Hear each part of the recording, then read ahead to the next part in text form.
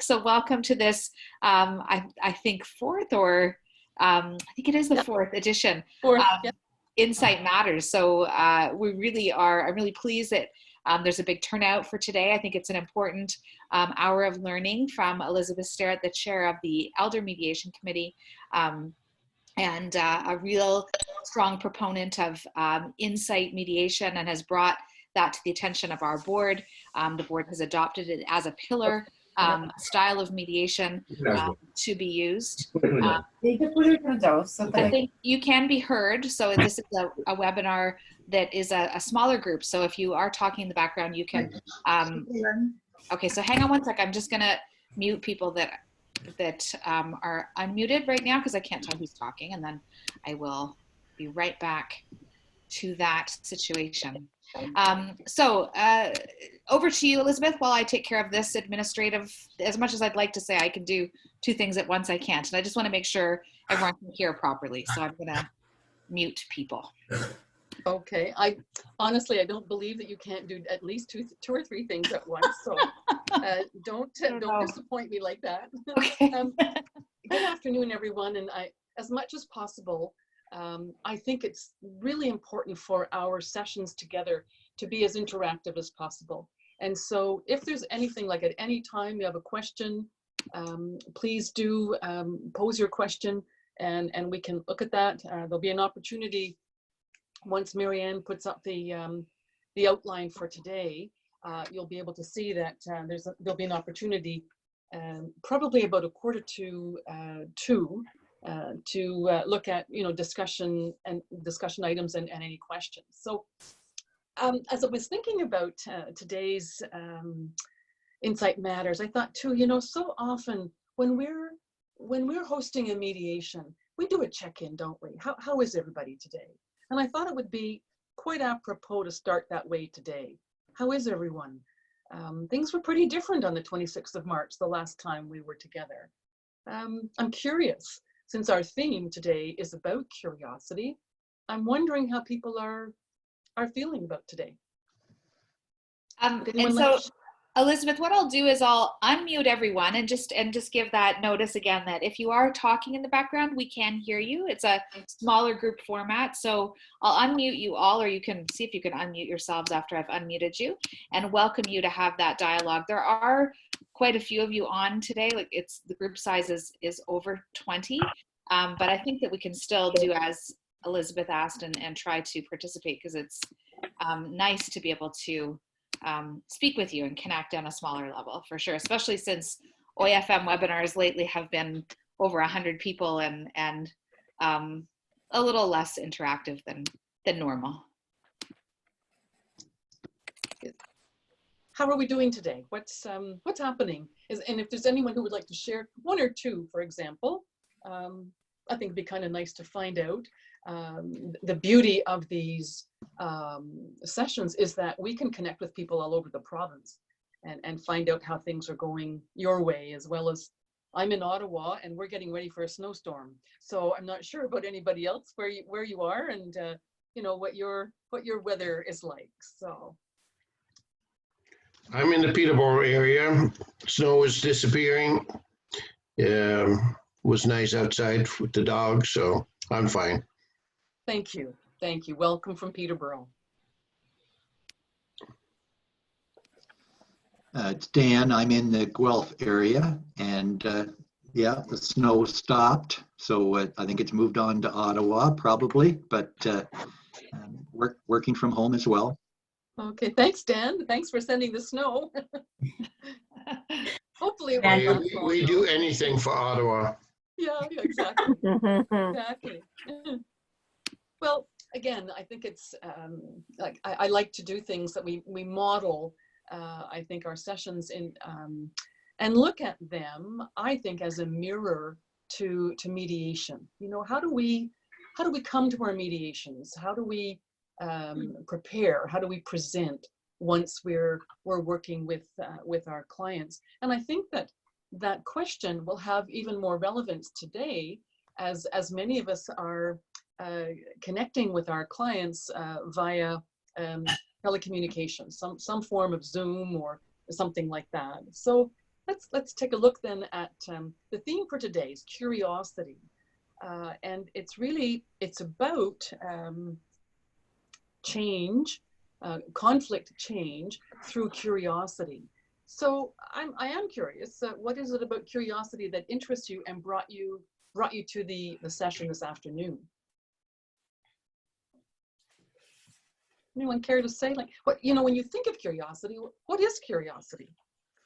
What kind of, does it have a hold on us? Are we set in our ways, or are we able to look at the conflict situation that is presented to us and can back up and be curious about, I wonder what's happening, what really is going on with our clients. And the more I am curious about that, the more I open up space for myself to become curious and to work in a different way with them. And so the whole thing that I'd like to look at today is how curiosity has an impact on our learning. You know, when we're learning, as Marianne mentioned in the introduction, more than a year ago, OAFM as an organization adopted the Insight approach to working together. And I find it very exciting to see that as a board with many experienced mediators, lawyers, social workers who represent Ontario, we have become curious about how we learn and how we put things together at our board meetings. What about curiosity in terms of our work as a mediator? How curious are we about how we do things? And this is an important question because in a few minutes we're going to listen to a little a radio interview about curiosity and conflict. And I think it's quite apropos because as Dr. Cheryl Picard and Dr. Ken Melchin worked on co-creating this approach to conflict resolution, that's precisely the question they asked. You know, what is it that I do when I'm mediating? I'm also, I think that you'll pick up on the interview the term, you know, what is it that we do as peacemakers? And I had an aha moment or an insight, and I thought, I think it's important to bring that back to everyone as well, because you might remember if you were there several years ago, perhaps Marianne can help me out there, about 4 years ago, we had the privilege of having Woody Mostyn, Forrest Woody Mostyn, as our keynote speaker at an AGM. And Woody talked a lot about peacemaking, and he brought us forward really to look at peacemaking. And he also, if you'll indulge me, a little definition. And he talked about peacemaking. He said it's not a process, but a set of values, personal attributes, goals, and behaviors that guide our work. And so for Woody Mostyn, he saw, you know, mediation, whether you're a lawyer, whether you're a social worker, whether you're a teacher, a nurse, the background that you bring to mediation. And then in a larger context, he talked about peacemaking. And if you think of the conferences that we've had for peacemakers over the past couple of years, our joint conferences, how exciting it is to look at the work we do as peacemakers. How curious are we? You know, what is it that we're doing as peacemakers?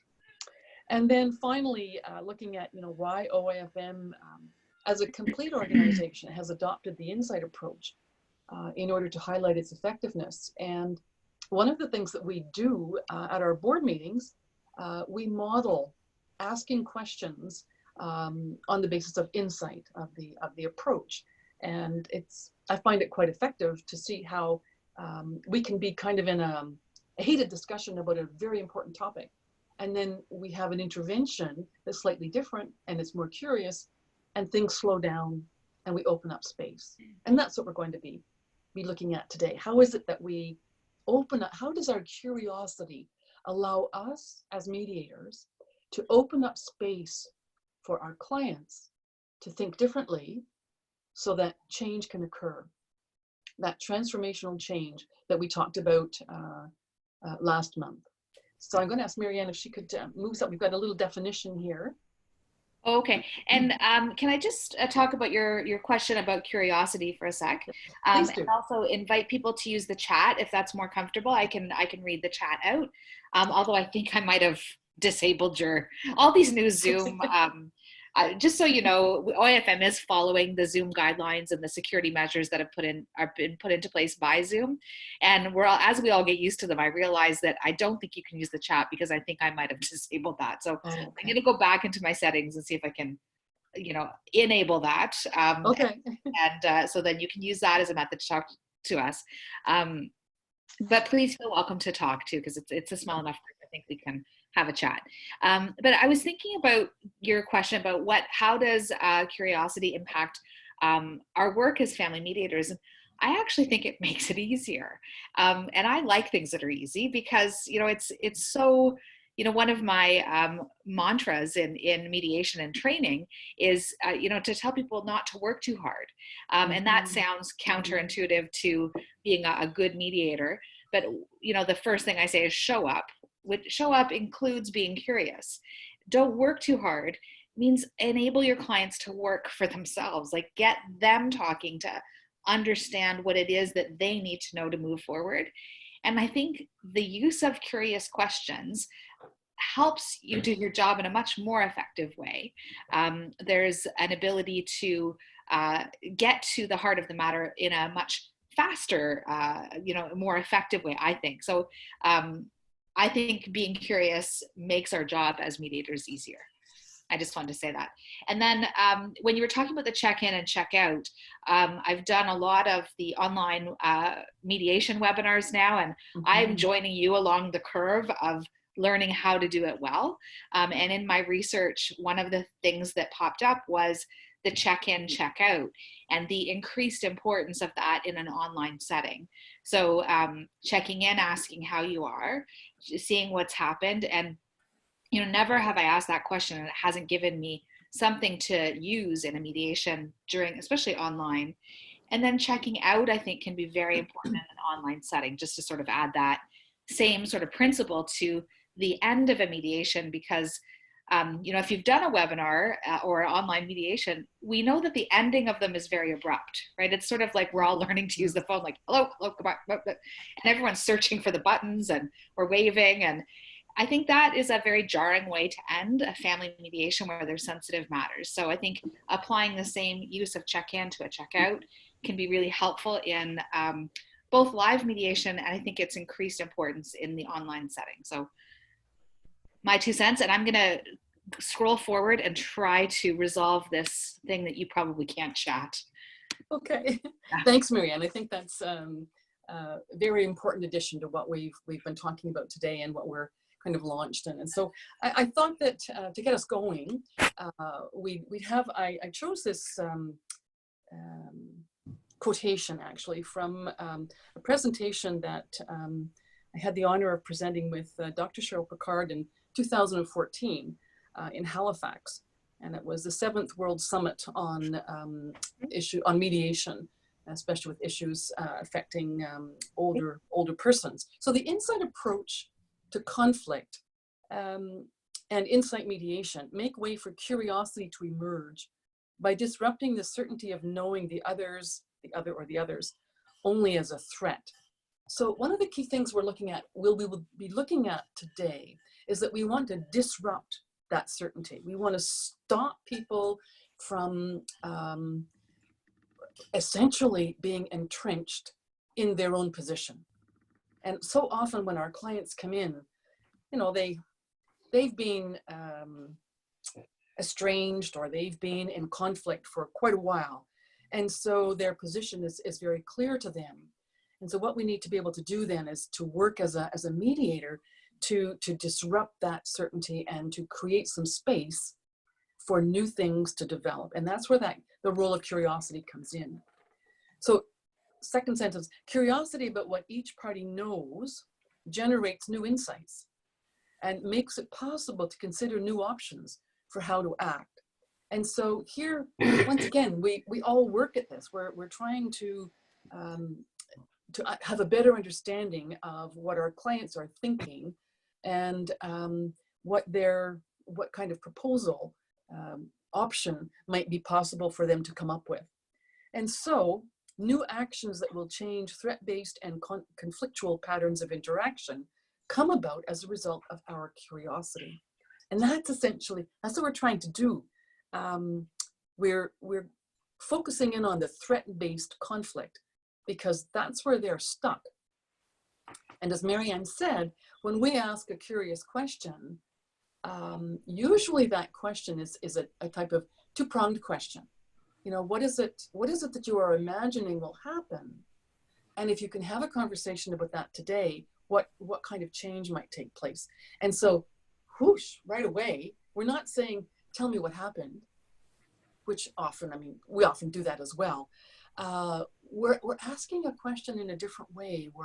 We're showing our clients, we're modeling for our clients that we are truly, genuinely interested in what new things we can find out. And so on that basis, then I thought, well, let's go to the experts, because another little thing that we've possibly talked about, I mean, Marianne can help me out there, but because OAFM adopted the insight approach as a pillar of mediation for the organization, we were also involved in the first summit on insight, the insight approach, last August in Charlottetown, Prince Edward Island. And so as the chair of elder mediation, that was my kind of link there. So I'm still on the organizing committee, and our next summit will take place in July. Well, guess what? It's going to be virtual now. Yeah. So instead of inviting people to Royal Roads, the summit is going to be virtual. And so I'm going to invite you to, you know, watch for information coming out about this, because all of the experts that we will talk about today are going to be at the virtual summit. They were there last year at the inaugural summit, and they'll be there this year as well. So Dr. Cheryl Picard, Dr. Ken Melchin, Dr. Jamie Price, and we're going to watch an interview now with Dr. Megan Price, and she will be there as well, doing presentations. Colleen Curry, former president of OAFM, will be there. She'll be doing a presentation as well prior to the summit, and I'll do a little presentation as well on insight as it works with elder mediation. So we're going to listen to about 10 minutes of this interview with Dr. Megan Price. Curiosity and conflict. Surprising we aren't curious. We're either bored or overwhelmed, but essentially a deceptively big question. Hang on, that's the preview. Hang on. Or too much. That's good. And that's where the curiosity comes into play. Discovering what's the worry, what's really at stake for people. You're listening to WERA LP, Arlington, Virginia, 96.7 FM, streaming and on demand at WERA.FM. I'm your host, Lynn Borton, and this is Choose to Be Curious. Welcome.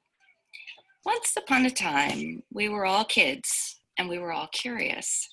Swiss psychologist, philosopher, and pioneer in cognitive development research, Jean Piaget, did a lot of thinking about our stages of development as kids, with particular attention to my personal favorite, how we all experienced and expressed curiosity. He viewed curiosity as the urge to explain the unexpected, or another way, he viewed curiosity as a function of surprise, that incongruity between expectation and what actually happens. Too little or too much surprise and we aren't curious. We're either bored or overwhelmed. But in that sweet spot in the middle, we're all about the curiosity. So I knew that, had it in the back of my mind. And when I was researching for today's conversation about conflict resolution, imagine my surprise when I came across someone's working definition of a conflict as a lack of alignment between expectations and experience. How could curiosity and conflict have a common definition? And if it wasn't really that exactly, it's surely some kind of relationship. But what role, if any, does curiosity play in resolving conflict? So I'm not the only one thinking about these things, and I turned to our local institutions of higher learning to help me dig into the question. I didn't know this before, but George Mason was the first university in the world to offer graduate degrees in conflict resolution through the School of Conflict Analysis and Resolution. You can find them on the web at scar.gmu.edu, SCAR, kind of an odd acronym, but there you go. Surfing around Mason's website, I found the Insight Conflict Resolution Program, which sounded especially promising given my interest. The program was founded in 2011 by Dr. Jamie Price, quote, to forward the practical peacemaking method of Sargent Shriver and develop the insight approach to conflict analysis and resolution through research and practice. That sounded great, but honestly, I wasn't sure what it meant in practice, which is why I've invited Dr. Megan Price, director of the program, to join me today. So welcome, Megan. Well, thank you so much. I'm glad to be here. I'm very pleased to have you here, and actually delighted to have discovered that Mason has such a robust series of programs on conflict resolution. Tell me a little bit more about that. About Mason in general? Yeah, or the conflict resolution program. Yeah, so our focus is largely on bringing together theory, research, and practice. So we're trying to understand why conflicts happen, how they happen, and most importantly, bringing the practice angle in there to help change damaging kind of patterns of relating that lead to conflict and escalate it. Yeah. And there are a whole series of these different programs within the school, right? Yeah. Mm-hmm. So the Insight Conflict Resolution Program, this was so interesting to me reading about it in terms of its approach, sort of asking, what are we doing when we're using our minds to engage and disengage in conflict, and not formulating answers for why conflict is happening, but actually generating the questions. Of course, that instantly speaks to me. So tell me about what that actually means in the practice and its roots. Where's it come from? Okay, so the Insight approach, it originated in Canada, actually in Ottawa, with a master mediator named Dr. Cheryl Picard and her colleague, Dr. Ken Melchin at Carleton, or she's at Carleton and he's at St. Paul University there. Cheryl was particularly successful in her mediation. Reading all the literature, narrative mediation, transformative mediation, interest-based, and she was wondering, well, what am I doing, when I'm helping these parties resolve their conflicts? And she saw pieces of what she did in all of these theories, but nothing really captured exactly. And so Ken Melchin, he said, Cheryl, I know exactly what you're doing. He's a Lonergan scholar, somebody who's been studying Bernard Lonergan, mid-20th century theologian, philosopher. He said, Cheryl, you're helping people get insights. Oh, okay. Let's look at that. Let's figure it out. Right. And so they did a series of project, really. They analyzed a role-played mediation and basically picked out all the pieces that Cheryl herself was doing just kind of intuitively in her own artful practice, and developed the basis for the Insight approach. So it takes, so those two are the pioneers of it, and its roots are really in Bernard Lonergan's cognitional theory. So those of us who aren't necessarily well acquainted with him, tell us a little bit about that foundational work. Okay. Bernard Lonergan, he wrote this 1,000-page book called Insight, where he paid very close attention to what he was doing when he was in his mind. He wanted to know, well, what are insights, and basically, what are insights? And so he describes them. It's actually a deceptively big question, isn't it? It is. What are we doing when we're using our mind? Because we use our mind all the time, but we don't pay explicit attention. We're not just accustomed to doing that. And cognitive psychology and all that whole field of neuroscience, they're paying attention to what we're doing with our minds. But Bernard Lonergan is slightly different. It's an interiority based kind of reflection. But it sounds like it's more than just reflection, because then it's making choices based on the insights that come from that reflection. It's not just getting the insights, but it's doing something. So like that. he kind of gave us this map, this explanatory framework for understanding what we're doing with our minds when we come to know and decide to act. Right. So that's what it is. And so the Insight approach, and Amy Price, who started the Insight Conflict Resolution Program, he kind of expanded and accessible version of Arlen's writings, which are hard to understand. They're, you know, and he came up with an explanatory, an even more robust explanatory framework that kind of describes how we come to know and decide to act based on these 7 cognitive operations. He kind of picks out. First, we experience data from the outside world or from, you know, our own imaginings, and we're spontaneously compelled to wonder, what is it? And that wondering of what it is us engaged in another operation, a subsequent operation called understanding. That's what we call it. And so we generate insights. Well, what was it? Was that the door slamming, or was it somebody tripping on the stairs? You know, say you heard a sound. And then spontaneously, well, is it so? Which one is it? And so you're kind of moved to the third operation, which is verifying. So then we kind of come to know something. We think we know. So, oh, that was Janet on the stairs falling up, you know? Right. And then we have that, a reaction. Which is a reaction. And it's usually an affective, emotional reaction. We wonder, what does this matter to me, or to something I care about, or to my kind of world order? You know, how does this matter? And that's valuing. That's us engaging in valuing. And so we react. And then from basically, how does this matter? Good. She's always running up those stairs. Maybe she'll learn her lesson. Or, you know, I need to go help her.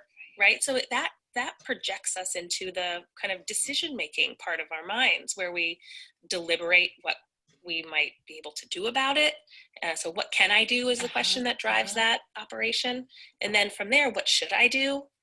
And that drives the 6th operation of consciousness, which is evaluating, which brings us to deciding, will I do it? And then it becomes action in the world. So this is this very fast kind of movement of our minds on everything we do. Right. Broken down into its incremental pieces. Correct. Yeah. And so how do you use that in this insight conflict resolution approach? I mean, how do you then bring that to your work or conflict in general? It's interesting because what we've kind of discovered or identified is that conflict is really a matter of what we do. So of the decisions that we make to act. So we talk about conflict a lot in terms of conflict behavior. And because the behaviors, the actions link us back into our own minds and into that whole decision-making process. So back up a minute and actually describe conflict behaviors, because I was interested in this when I was looking at some of your writing and some of the video clips describing conflict behavior and sort of things that we wouldn't necessarily tag that way as the casual observer. So unpack that a little bit. Okay, so conflict behavior from an insight approach is any kind of fight, flight, freeze, or fawn thing that we do to defend. Fight, freeze, or fawn. Okay, got it. Okay, so clearly this is something that I think about with myself. Well, it's a great list. I mean, fight and flight, I think those are pretty. So they're stress-based behaviors, all of them. The insight approach suggests that conflict behavior, fight, flight, freeze, fawn, those stress-based things we do to defend against threat are exactly that. What we do when we perceive or anticipate some kind of threat to something that matters to us, and it can be a physical, personal threat, but the range is actually much broader. It can be a practical threat. I'm not going to get what I need. It can be a social threat that, you know, some kind of world order isn't aligning properly and I need to work that. So there's something threatening. And so in order to deal with that threat, we decide to defend against it, right? So we're trying to prevent that from happening. And that's what leads to conflict behaviors. And so sometimes the conflict behavior can be freezing. It's like there's we think of that as an absence of behavior, but that's very much a behavior. It is. It is. And it contributes to the conflict. Absolutely. Yeah. Yeah. Interesting. Yeah. Interesting. And even fawning, it's kind of that one was really interesting to me and I'm still kind of working with it, but you know, say you're getting in trouble, right? And the threat isn't really the consequence. So I'll just make something up with the child. Yeah. So I am, storming at my son, for example, with his coat, like, you forgot your coat. Or you that never happens. Never. This isn't really real, but, and he'll be like, oh, Mom, I'm so sorry. I didn't mean to drop that on the ground, please, like, forgive me, because, and it's not really that he's worried that I'm going to make him put on his coat, but he's probably worried about something else, something Right. like he doesn't want to be wrong. It could be this personal threat about, his own sense of self. And so that would be kind of an obsequious fawning. I'm going to tell you exactly what you want to hear because I'm worried about this other thing that that matters to me in a particular way. Yeah. But we don't know what's amazing is that we don't know what that is. And that's where the curiosity comes into play. Discovering what's the worry, what's really at stake for people. Yeah, and often it's not what we think it is. It's so often not what we think it is. So how does this approach help address that? Well, because it directs your curiosity towards, okay, there's a threat. What is it? There's a decision to defend. What is that? There's a future at stake. There's some kind of dire future. Let's understand what you're imagining. Uh-huh. And then when we elicit that and bring it to the surface, wow, all this information becomes available that shifts what we know, how we value, and then what we do about it. So possibilities open up for engaging in a different kind of a way. Because that curiosity sort of gives you more information to work with. Is that a part of it? It gives you more information and information that may not have been at, the awareness level.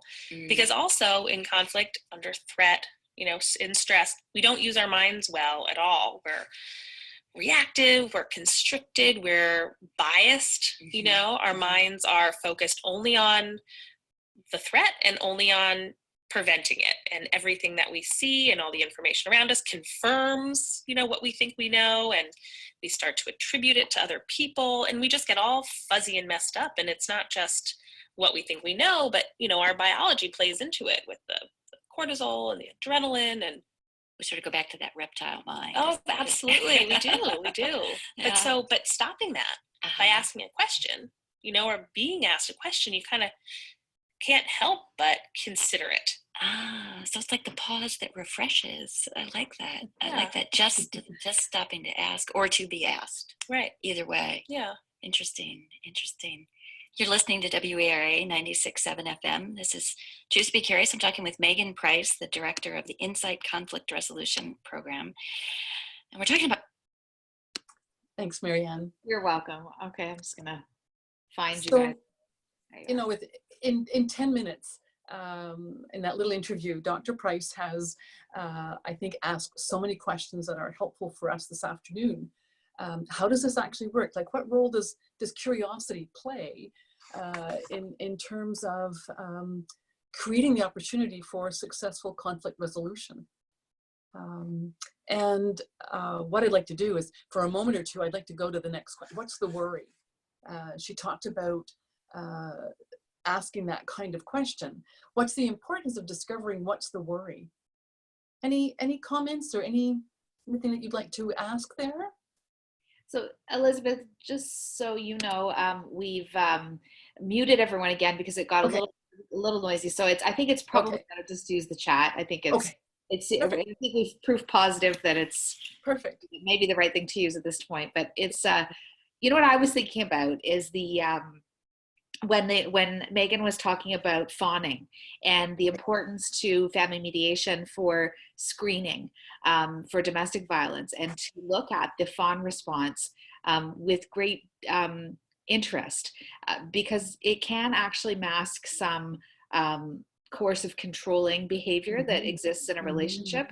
And when you can identify fawning, it can help you follow, you always dropped threads. You follow the threads to see, you're trying to develop a relationship and trying to see how you can best help a family. I think with fawning, with our focus on that, it can really help us to kind of, tease that out a little bit if that's a thing that you're really kind of worried about in a family mediation. So I like that fawning has been added to those responses, the fight, flight, or freeze, because I think we use it and I recognize it certainly in myself and my family. I can tell. And I love her example of you feel placated, right? This is the person who wants you not to, when my kids were younger, take away their phone or something, right? It's just that kind of, but I think the importance in family mediation is to watch for that pattern. One piece of it is to watch for it in our clients too. Right. That's a really good point, Marianne, especially when you bring in the aspect of screening. Yeah. What's behind that? Because I think that's what Megan is talking about there is, what's the worry? What's the value beneath the worry? And that's where we have to kind of dig down to get to the bottom of these things, because so often our clients are not aware of what they're actually valuing. They become angry. There's a threat, as Megan talked about, the threat defend action.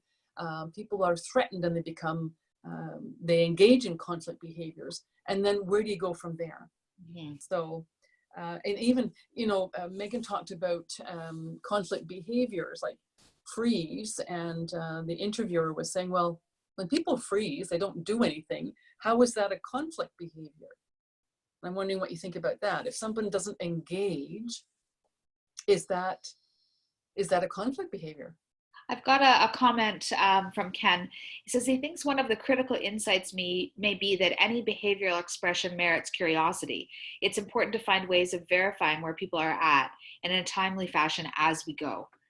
I love the as that talks about our requirement for ongoing screening and ongoing sort of presentness, even unrelated to screening, just showing up for our clients. I think that's good. And then, sorry, Elizabeth, I was sort of looking at that and again, I didn't multitask well. So your question. Oh, I think you did. That's, did I? Okay. That's such an exciting question, an exciting comment. Thank you, Ken. Because really, I think that's what enables us, empowers us as mediators to really help our clients get to a point where they can open up. And this is what we're trying to do with curiosity, I think, is we're trying to stop the certainty of knowing why we think someone has perpetrated some type of action against us, or any kind of an action, and find out what's below the surface. What is really what's that defend process, and how do we work with that? And so that's why I think that the communication aspect is the curiosity is so important, because what it can do then, it can also look at communication patterns. Is there a communication pattern that has been used over and over again with our clients so that they're totally unaware of the nature of their communication? And so our curiosity about that can help to stop the communication for a while and create uncertainty. And it's that in that uncertainty that we have what was defined as that gap between what we were expecting and what the consequences were. And that's where we have the opportunity then, with that incongruity, to move in and ask questions that that really turn things around. Any other questions? So Linda's talking about fawning or placating might be an out-of-date model, one used to use that doesn't work anymore. So Linda, do you mean that a person themselves could use fawning and that's out of date, or it's not as effective in a relationship? Or do you mean as a descriptor of the behavior of placating or fawning? And I'll wait for her to answer. It's really interesting, because I think we can all use this, if we're not able to sort of think about how we can use this in mediation. I'd invite you to think about using it in real life, like in trying to apply it to a situation that you have. And I think it's really interesting, because I'm just thinking here, something that happened to me when I was younger. And it was, I was young, I had 2 small kids, and my friend also had 2 small children, and we were part of a club. And we went to this club, and it was a gym, so you would go and work out. But every day after working out, my friend and I would get dressed and put our makeup on and get, look like we were going somewhere. And 2 other best friends at the club almost bullied us on a sort of a daily basis, saying, why do you wear those clothes? Who are you getting dressed up for? And I was an adult at the time. I was 33 or 34. And I remember talking to my husband about it and thinking, it really bothers me. And he said, why don't you try saying, what an interesting question. And I thought, he was really applying insight. He was really saying, what is, why are you asking that question? And as soon as we did that, it stopped. So it was an interesting, I think they were able to sort of see that question was really weirdly inappropriate, and it was strange. But anyway, that was right. The other thing your example does, Marianne, is it shows us what the literature suggests about a why question. Mm-hmm. Why are you doing that? And instantly people just feel attacked. Yeah. So, if you go back and you kind of try to find out what was going on there, what was the threat? What was the threat by the fact that you got changed and got dressed and put makeup on? I don't know. I don't know what, I never really figured it out. And anyway, it's an interesting thing. I think it was something about, not being still in your workout clothes all day or something, how that was maybe better than them or something, which we didn't. Right. We just wanted to get out of our sweaty clothes. Right. And I look terrible without makeup, but there you go. Hang on. So Linda's talking about, just to talk about the fawning or placating. Mm-hmm. I'm thinking of it as a behavior that once may have been constructive, perhaps in a family of origin, but in marriage and certainly through separation, the process isn't working anymore. So you're talking about, the breakdown of communication, the breakdown of the behavior model that's effective. So when we're seeing our clients, we're seeing the use of fawning, has past its sell-by date potentially. And then from Angelina, freezing might be used as a passive mode of conflict that one uses to deny that the other has any insight into us. So I'm going to leave that one to you. That's both. Right. Thank you for that. I think that's very important, Angelina, because when you look at basically the 5 modes of conflict, is freezing essentially a way of avoiding, not engaging, not discussing. It avoids the issue entirely. And of course, it's going to depend on the other person's acceptance or rejection of that kind of avoidance in terms of what's going to go on. So we could conceivably have clients presenting to us with that type, 2 very different styles of conflict. And we could then be curious about how that works for them. What are they afraid of? And that, with that question that Marianne has underlined there, what's the worry? The next question might be, what are you afraid of? And so now we're, when we ask those questions, I see quite a correlation between these types of questions and Kenneth Cloke's questions in terms of mediating dangerously. And if we ask that question, we have to feel that we are skillful enough to respond and work with what it is our clients give us. What's the value beneath the worry? And what we find, going back and tying this all together with what Megan was talking about, is that really when we're using our minds, we're looking at, I know this is happening. What's the value behind what is happening?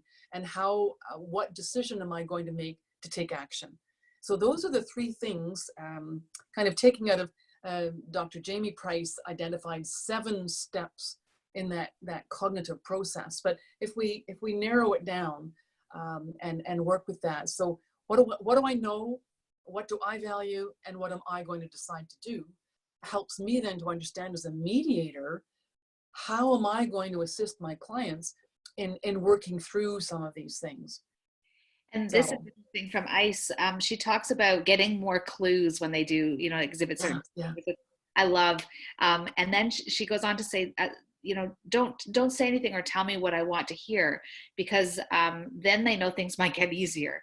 And so curiosity become a valuable tool. So I guess there's, that always that, sometimes at the end of a mediation, when things are over and things have resolved, you can see sometimes people paddle back and they don't want to resolve for certain reasons. So to be curious about why they may be sort of putting up these, roadblocks, or, throwing a spanner into the works near the very end, can be very, interesting. And often the answer to that one for me personally has been that the mediation has felt a safe place, that they were able to see their partner.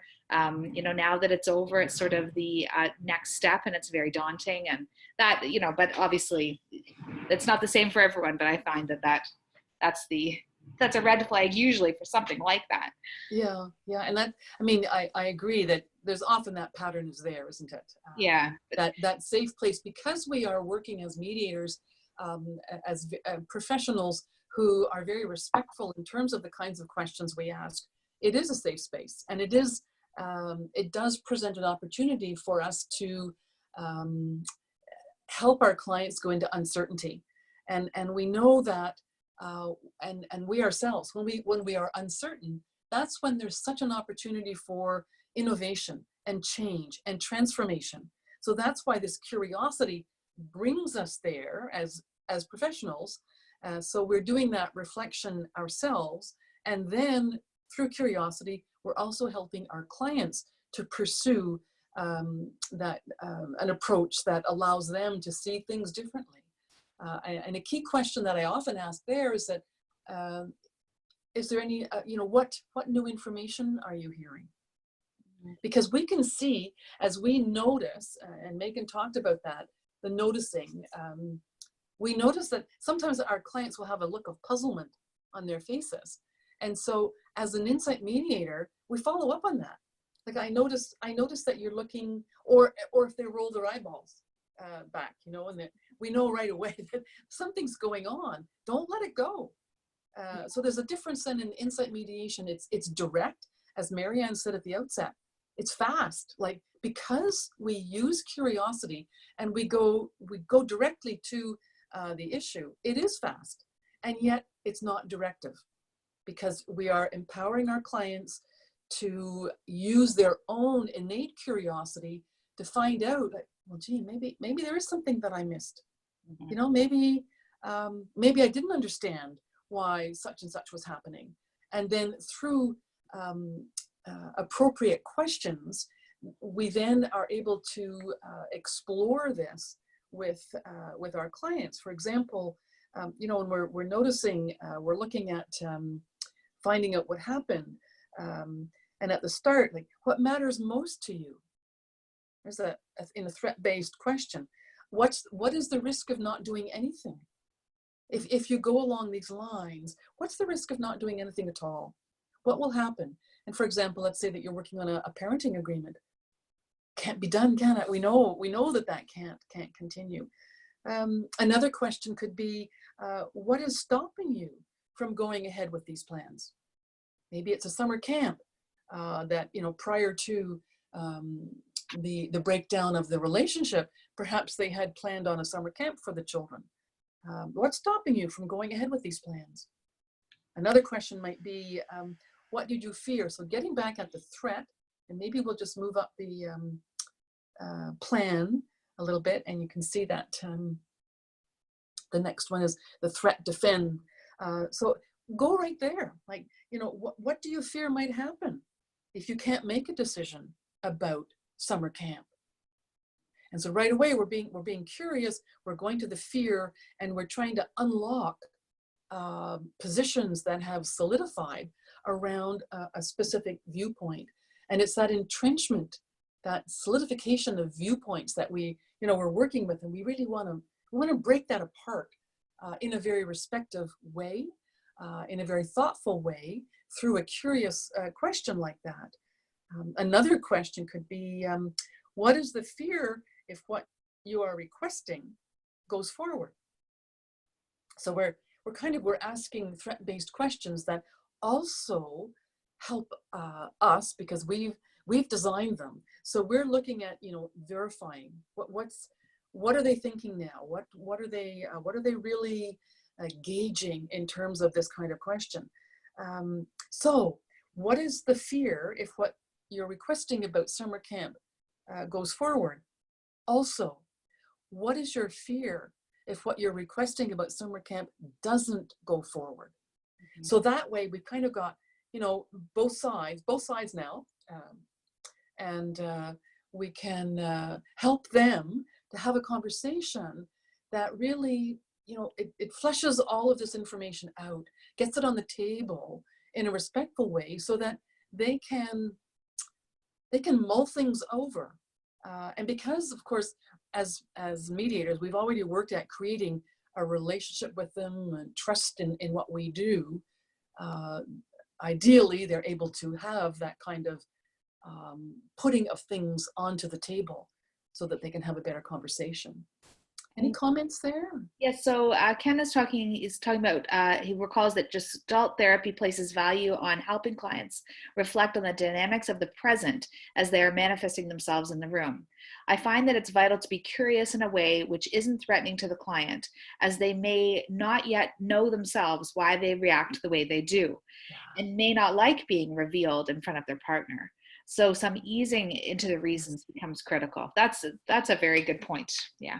Ken, that is so important because of course some of this might come out in the intake prior to mediation, and then it's that how much can how much can we work with this with the other person present. So absolutely essential to be so respectful and to be invitational about these types of questions.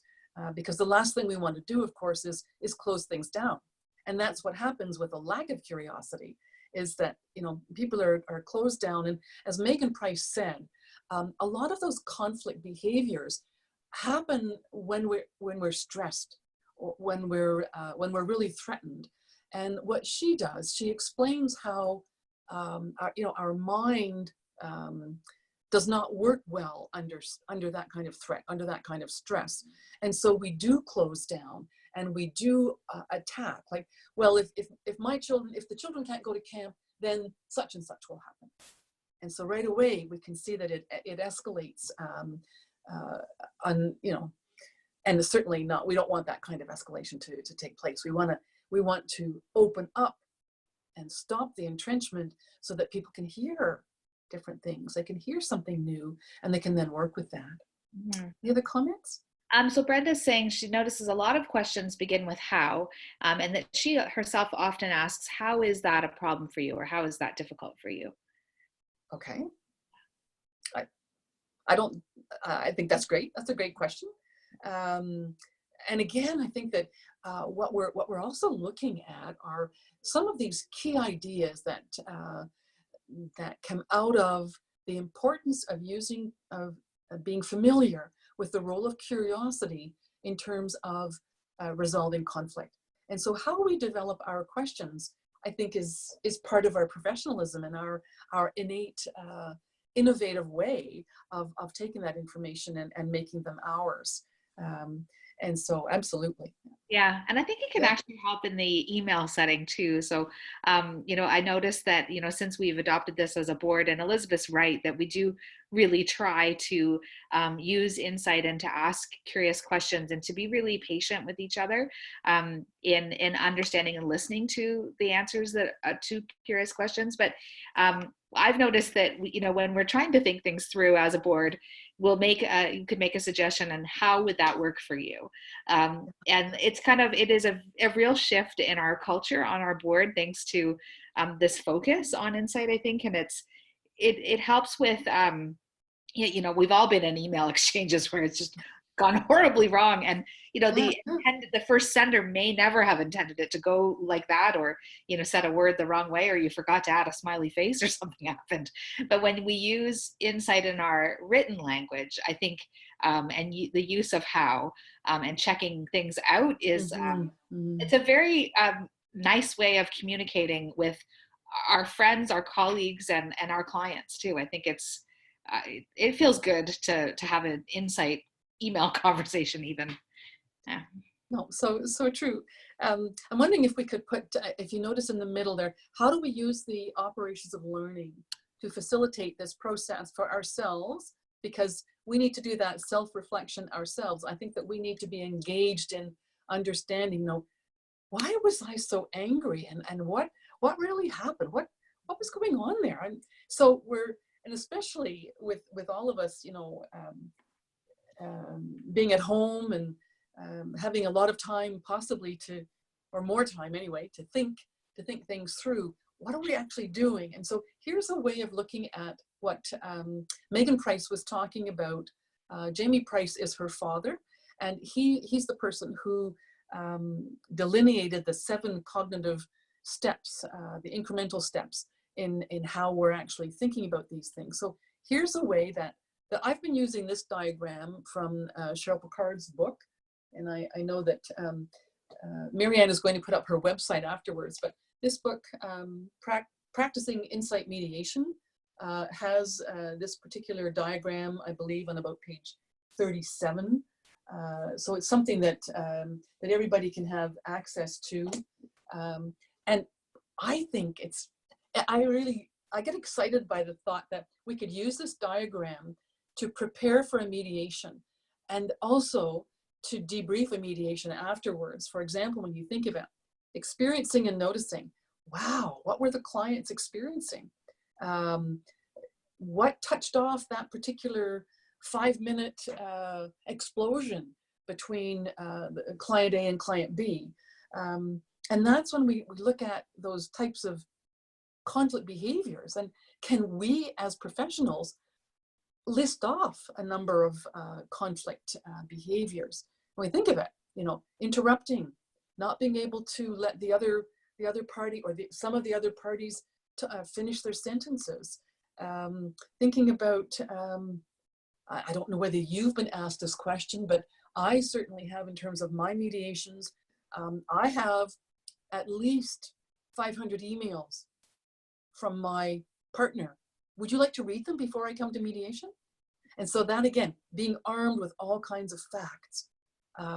What is that but a hardening of position, trying to convince you're on my side, right? You can see that party B has done all of these things, these terrible things. And so we work with those conflict, yeah, but you should have seen what he did or what she did yesterday. So all of these things, they're all conflict behaviors that could engender in us a curious question. And then we move into understanding and insight. You know, help me to understand, am I right that what you said about summer camp, you've jointly paid for that? You know, oh yes, all right. So then we understand, and we're able to move forward. This is where I see Columbo, if anybody ever remembers the detective Columbo and how brilliant his questions were. That's where I see him coming in to help us out. And then judging and verifying. This whole judging, meaning, have I got that right? Is this really, you know, where you wanted to go with that? For example, tell me what you think party A said about your mother. So let's say this is an elder mediation. Tell me what you hear Tony saying, so that I'm asking the listener to explain what they're hearing, because it's the listener that we go to in insight mediation to clarify things for the mediation. Here's what I'm taking from what you said. You know, do I have that right? And then, like, we're clarifying so that we're slowing it down and opening it up so that people can have the opportunity to say, well, no, that's not what I meant at all. Mm-hmm. Because then when I understand that you really weren't trying to hurt me, I'm learning something really new. And that's where the curious question that the mediator has asked shifts me over to an entirely different place. Really? You didn't do that? Really? And then you can just see my brain, you know, going backwards and spinning and saying, wow, that changes everything. Right. Yeah. And in that spirit of going to the listener, it is 2:00. And so I just want to make sure that, if you've got any feelings or thoughts about this being recorded, I don't know if we'll put it on the YouTube site, but if you don't want me to, please email me or text me or chat with me. But I'm trying to get more content for our YouTube site, and it is 2:00 now. So I'll just let you finish up, Elizabeth, but it's before people had to log off. Yeah, thanks, Marianne. And so just to conclude then, and then we go to the valuing and deciding. Yes, this is what I heard. And so then the parties decide what they are going to make life better for themselves and their children, or if it's an elder mediation for their older parents. And certainly from the standpoint of COVID-19 and what's happening in our long-term care homes, this becomes really, really important. And so I'm curious then, I'm hoping that our session on curiosity did pique your curiosity, did pique your interest in finding out more about this. And just to check in, how are we signing off today? What's any comments or suggestions? Well, Linda says, wonderful presentation, thank you. So that's very nice to hear. Thank you, Linda. Yeah. Well, then on that note, I'm going to say adieu for this afternoon. And I hope that you'll check in with us on May 20th for Insight Matters for the month of May. For the month of May. And before that, we have like a bazillion webinars coming up on beautiful things. Dr. Linda Ennis, who's on here, is talking about What About the Children on the 30th of April. Hopefully I'm getting that right, but it's on Facebook. It's on our OAFM page. We're really trying to keep you informed. So everyone's saying thank you, Elizabeth, and as thank you, and hope that you all have a happy and safe day. Be safe, everyone. Yeah. Okay, take care. Thanks, Marianne. Thanks, Elizabeth. Thanks, everybody. Okay. Bye. Bye. Bye.